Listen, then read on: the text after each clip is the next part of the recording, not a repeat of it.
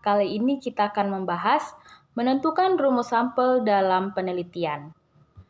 Rumus yang pertama yaitu rumus Lovin, di mana sebuah rumus atau formula untuk menghitung jumlah sampel minimal apabila perilaku dari sebuah populasi tidak diketahui secara pastinya. Rumusnya dapat kita lihat yaitu N sama dengan N besar per 1 tambah N besar kali E kuadrat, di mana N kecil adalah ukuran sampel, N kapital adalah ukuran populasi, E adalah persen kelonggaran ketidaktelitian karena kesalahan penarikan sampel yang masih dapat ditolerir atau diinginkan misalnya 2%. Selanjutnya yaitu rumus Wibisono, adalah teknik pengambilan sampel apabila jumlah populasi yang sangat besar dan tidak terbatas sehingga jumlah sampel tidak diketahui dan pastikan. Rumusnya yaitu N kecil sama dengan Z alpha per 2 standar deviasi per E semuanya kuadrat. N kecil adalah jumlah sampel seluruhnya, Z adalah skor standar, alpha adalah standar deviasi, dan O adalah standar deviasi serta E tingkat kesalahan. Selanjutnya ada rumus Taro-Yamane, adalah sebuah metode statistik yang digunakan untuk menghitung jumlah sampel dalam penelitian dengan cara mengurangi efek bias dari populasi yang besar. Rumusnya N kecil sama dengan N besar per N besar kali D kuadrat tambah 1, di mana N kecilnya adalah ukuran besaran minimal sampel, N besarnya jumlah populasi sasaran yang diketahui, dan D-nya tingkat ketepatan atau presisi yang dikehendaki dan ditetapkan. Selanjutnya ada rumus Ishak dan Mikhail. Menurut Kun Jojo 2009 dalam Mukdis 2016, apabila jumlah populasi dalam suatu penelitian dipandang terlalu besar oleh peneliti, maka tidak perlu dilakukan penelitian, maka ke seluruh anggota populasi sasaran. Rumusnya dapat kita lihat S sama dengan, yaitu adalah C kuadrat dikali N dikali P dikali Q per D kuadrat buka kurung N kurang 1 tutup kurung ditambah C kuadrat dikali P dikali Q. S adalah jumlah sampel, N adalah jumlah populasi, dan V yang ke bawah adalah C kuadrat nilainya, tergantung derajat kebebasan dan tingkat kesalahan, P peluang benar, Q peluang salah, dan D derajat akurasi yang diekspresikan sebagai proporsi. Selanjutnya ada rumus cross-seksional, adalah jumlah sampel untuk studi cross-seksional. Dalam penelitian ini dihitung menggunakan teknik cluster random sampling. Teknik ini digunakan bila mana populasi tidak terdiri dari individu-individu, melainkan terdiri dari sekelompok individu atau klaster. Rumusnya adalah N sama dengan buka kurung Z1 dikurang alpha per 2 kuadrat dikali P buka kurung 1 kurang P tutup kurung dikali N per D kuadrat dikali N kurang 1 ditambah Z1 kurang alpha per 2 tutup kurung kuadrat dikali P 1 kurang P, di mana N sama dengan besar sampel, P perkiraan populasi, Z1 dikurang alpha per 2 adalah statistik, di mana Z alpha adalah 5%, maka nilai Z adalah 1,96, D adalah delta presisi absolut yang diinginkan di kedua sisi proporsi, kurang lebih 5%, dan N kapital adalah jumlah populasi. Selanjutnya yaitu rumus case control, adalah rumus yang digunakan untuk mencari besar sampel, terutama jika menggunakan ukuran proporsi besar. Sampel untuk penelitian case control adalah bertujuan untuk mencari sampel minimal untuk masing-masing kelompok kasus dan kelompok kontrol.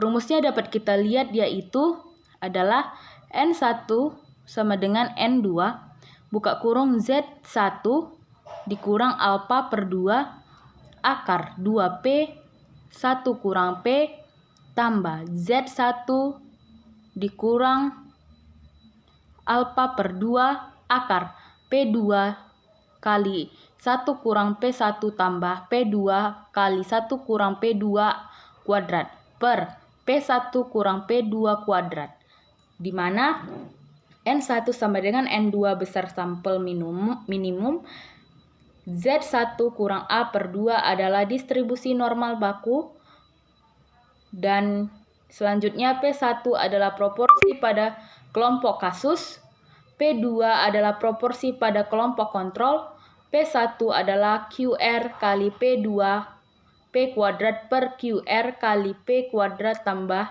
1 kurang P2. P adalah P1 tambah P2 per 2. Selanjutnya yaitu rumus cohort. Pada penelitian cohort, yang dicari adalah jumlah minimum untuk kelompok ekspor dan non-ekspor, atau kelompok terpapar dan tidak terpapar. Jika yang digunakan adalah data proporsi, maka untuk penelitian kohort, nilai PO adalah pada rumus di atas sebagai proporsi yang sakit pada populasi yang tidak terpapar, dan P1 adalah proporsi yang sakit dan populasi yang terpapar, atau nilai P1 sama dengan P0 kali RR atau relative risk. Rumusnya yaitu 2 kali Z1 dikurang alfa per 2 ditambah Z1 dikurang beta tutup kurung kuadrat per U1 kurang U2 kuadrat, di mana nilai N adalah jumlah sampel tiap kelompok, Z1 kurang alfa per 2 adalah nilai pada distribusi normal standar yang sama dengan tingkat kemaknaan alfa. Untuk alfa sama dengan 0,05 adalah 1,96. Z1 kurang beta adalah nilai yang didistribusikan normal standar yang sama dengan kuasa power sebesar yang diinginkan. Untuk beta sama dengan 0,10 adalah 1,28. Selanjutnya ada standar deviasi kesudahan atau outcome. U1 mean outcome kelompok tidak terpapar dan U2 mean outcome kelompok terpapar. Selanjutnya yaitu rumus eksperimen. Menurut Supranto 2000, untuk peneliti eksperimen dengan rancangan acak lengkap, acak kelompok atau faktorial secara sederhana dapat dirumuskan, yaitu T kecil dikurang 1 dikali R kecil dikurang 1 lebih besar dari 15, di mana T banyaknya kelompok perlakuan dan J jumlah replikasi. Selanjutnya ada rumus Gay dan Diel. Adalah berpendapat bahwa sampel haruslah besar-besarnya. Pendapat Gay dan Diel ini berasumsi bahwa semakin banyak sampel yang diambil, maka semakin representatif dan hasil dapat digenerasi. Namun ukuran sampel yang diterima akan sangat bergantung pada jenis penelitiannya. Jika penelitiannya bersifat deskriptif, maka sampel minimumnya adalah 10% dari populasi. Jika penelitiannya korelasional, sampel minimal adalah 30 subjek. Apabila penelitian kausal perbandingan, sampelnya sebanyak 30 subjek per kelompok. Apabila penelitiannya eksperimental, sampel minimal adalah 15 subjek per kelompok. Selanjutnya ada rumus Roske. Menurut buku Rich Method for Business di dalam Sugiono, rumus Roske memiliki persyaratan tentang ukuran sampel untuk penelitian. Yang pertama, ada ukuran sampel yang layak dalam penelitian di antara 30 sampai 500. B. Bila sampel dibagi dalam kategori, misalnya pria dengan wanita dan lain-lain, maka jumlah anggota sampel setiap kategori sedikit 30.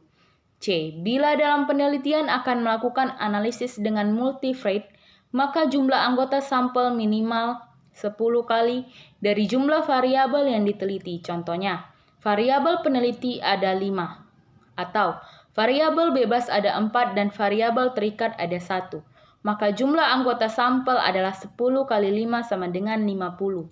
Untuk peneliti eksperimen yang sederhana, jika menggunakan kontrol eksperimen yang ketat, maka jumlah anggota sampel masing-masing antara 10 sampai 20. Rumusnya adalah R kapital sama dengan N kecil dikali lebih kecil dari 10. Keterangannya N kecil sama dengan variabel dan lebih kecil dari 10 adalah dikalikan paling kecil 10. Selanjutnya ada rumus Krejci dan Morgan.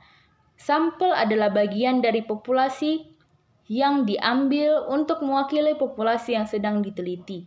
Penentuan besaran sampel menggunakan tabel dan jumlah sampel berdasarkan populasi oleh Crozier dan Morgan, di mana rumusnya N kecil sama dengan X kuadrat dikali N dikali P dikali 1 kurang P per N kurang 1 dikali D kuadrat ditambah X kuadrat dikali P dikali 1 kurang P, di mana N sama dengan ukuran sampel, N kapital adalah ukuran populasi, X kuadrat adalah nilai C kuadrat, D adalah galat pendugaan, dan P adalah proporsi populasi.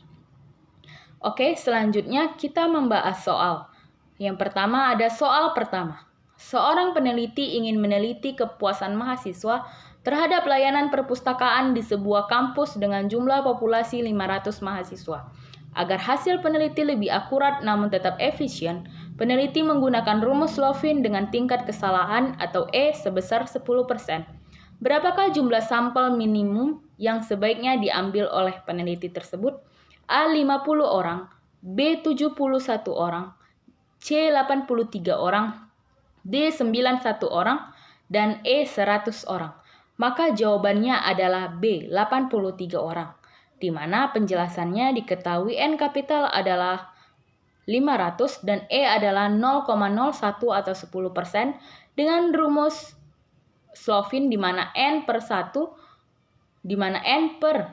tambah N dikali E kuadrat, di mana 500 per 1 tambah 500 dikali 0,1 kuadrat, di mana 0,1 kuadrat akan menjadi 0,01.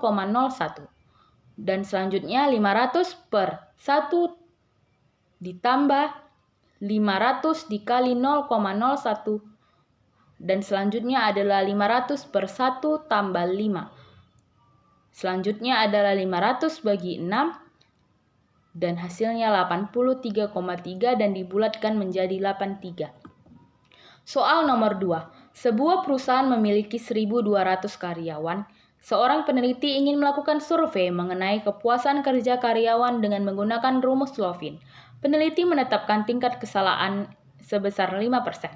Berapakah jumlah sampel minimum yang harus diambil? Jawabannya adalah C, 300 orang. Rumus sama seperti rumus Slovin tadi. Diketahui N kapital 1.200 dan E 0,05. Di mana N sama dengan 1.200 per 1 tambah 1.200 dikali 0,05 kuadrat. Selanjutnya, N sama dengan 1.200 per 1 tambah 1.200 dikali 0,0025. Selanjutnya, N sama dengan 1.200 per 1 tambah 3. N sama dengan 1.200 per 4, hasilnya 300. Selanjutnya, soal ketiga. Seorang mahasiswa gizi ingin menentukan jumlah sampel untuk penelitiannya. Ia membaca literatur bahwa menurut Gay, jika penelitian bersifat deskriptif, maka jumlah sampel minimum yang digunakan adalah 10% dari populasi atau minimal 30 orang. Sedangkan menurut Diel, jumlah sampel ditentukan berdasarkan jumlah variabel yang diteliti. Jika peneliti tersebut meneliti hubungan antara pola makan, aktivitas fisik, dan obesitas, atau 3 variabel utama, maka menurut prinsip Gay dan Diel berapa jumlah sampel minimal yang sebaiknya digunakan? A. Minimal 10%, B. Minimal 20%, C. Minimal 30%, D. Minimal 30 responden per variabel, E. Minimal 100 responden. Jawabannya yang benar adalah D. Minimal 30 responden per variabel. Penjelasannya karena menurut Gay dan Diel minimal 30 responden per variabel dalam penelitian deskriptif. Sekian hasil materi hari ini. Bye-bye.